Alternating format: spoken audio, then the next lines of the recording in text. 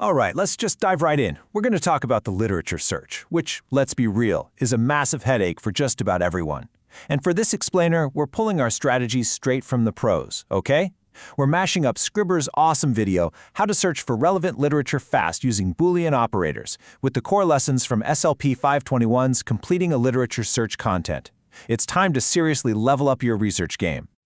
You know the feeling, right? We have all been there. You've got this huge paper to write, you type your topic into a search bar, and bam, you get back this tidal wave of 1 million articles, and maybe, 5 of them are actually useful? It's that moment of pure, raw frustration where you just want to slam your laptop shut. But look, trust me on this, it does not have to be like that at all. So what's the secret? What's the big difference maker? Well, pros, they don't just start typing. They have a game plan. They strategize before they even open a browser. So let's break down that very first step. Okay, so you're probably thinking, yeah, I know, I brainstorm my keywords, and look, that's fine. But just jotting down the most obvious words for your topic, that's the bare minimum. That's amateur hour, my friend. We are here to do way, way better than that.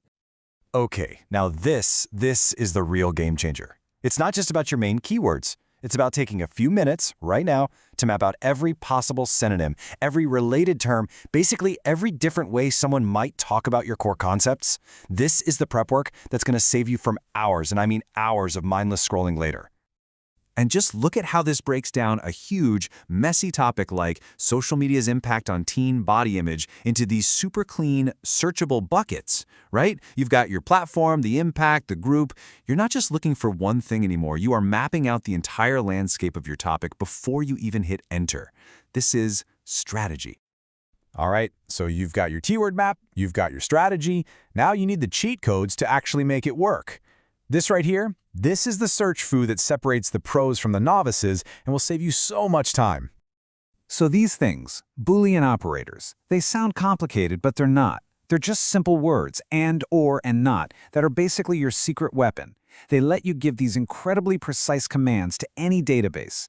You can tell it exactly what you want and, just as importantly, what you absolutely do not want, cluttering up your results. And this slide just illustrates the difference so perfectly. I mean, look at this. The amateur search on the left, that's basically just a hopeful shout into the void, right? You're just throwing words at the screen.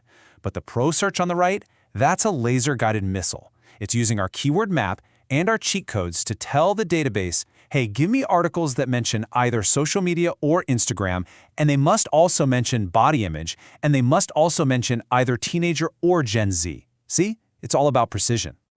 So let's just quickly recap your new toolkit. And narrows things down, makes it more specific. Or expands your options, think synonyms. Not gets rid of all the irrelevant crap. Putting words in quotes locks in that exact phrase, like body image. And that little asterisk, that's your best friend for finding all the different variations of a word. You master these 5 things, and you are in complete control of your search. Okay, so now you've got the strategy, you've got the cheat codes, but where do you actually use them? Because here's the thing, not all search engines are created equal. You gotta pick the right playground. So first up, you've got Google Scholar. Think of this as your all-rounder, your workhorse. It's probably going to be your starting point for almost anything. It's absolutely massive, it pulls from a huge range of sources, and it's pretty good at bubbling up the most important papers. It's always a solid place to begin your search. But if your topic is anything in the biomedical or life sciences world, you gotta go to PubMed. This is the hardcore, heavy-duty, specialized database for that field. This is where you're going to find the most rigorous scientific studies, no question. And following that same logic, for anything related to education, I'm talking policy, classroom techniques, you name it, ERIC is your go-to. It actually stands for the Educational Resources Information Center, and it's specifically designed to cut through all the other noise and give you that peer-reviewed education research you're looking for. And listen up, because here's the ultimate pro tip. Your university library portal, that is a golden key. Seriously, it unlocks all those premium paywall databases like EBSCOhost or ProQuest that would cost you an absolute fortune to access on your own. And hey, don't sleep on professional association websites or really specialized databases like SpeechBite if you're in a specific field like speech pathology. Okay, success. Your precision search actually worked. You've got a solid list of articles that look promising. But wait, you're not done yet. Not even close. Now you have to figure out which of these are actually worth your time to read. And I'm serious about this one. Do not waste your precious time reading a full 20-page paper until you've read the abstract. The abstract is literally the trailer for the movie. It gives you the entire plot, the purpose, the methods, the results, the conclusion, all in about 250 words. It will tell you immediately if this film is worth watching or if you should just move on. And here's how you find the really foundational papers in any field. When you find one absolute gem of an article, you've got to become a research detective. First, mine its bibliography for other leads. Then, go to Google Scholar and see who has cited it. And if you keep seeing the same names or the same articles popping up over and over again, that's a massive sign. You've found something critical. You have to read that one.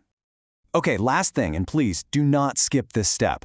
A pro researcher doesn't just find sources, they manage them. You absolutely positively have to keep track of your sources right from the start. I don't care if you use a spreadsheet or Zotero or whatever. Just have a system. I promise you, it will save you from a world of pain at 2 a.m. the night before your paper is due. No, seriously, even just a simple list, alphabetized by the author's last name as you go, is an absolute lifesaver. I know it feels like boring admin work, but it's a non-negotiable part of the process. Your future self is going to thank you big time. So there it is, the game plan, the cheat codes, the detective work. This isn't just about writing a paper anymore. This is a skill for cutting through all the noise out there and finding real, actual knowledge. You're no longer just some frustrated searcher. You're a real researcher. You have the tools. So, what are you going to go discover?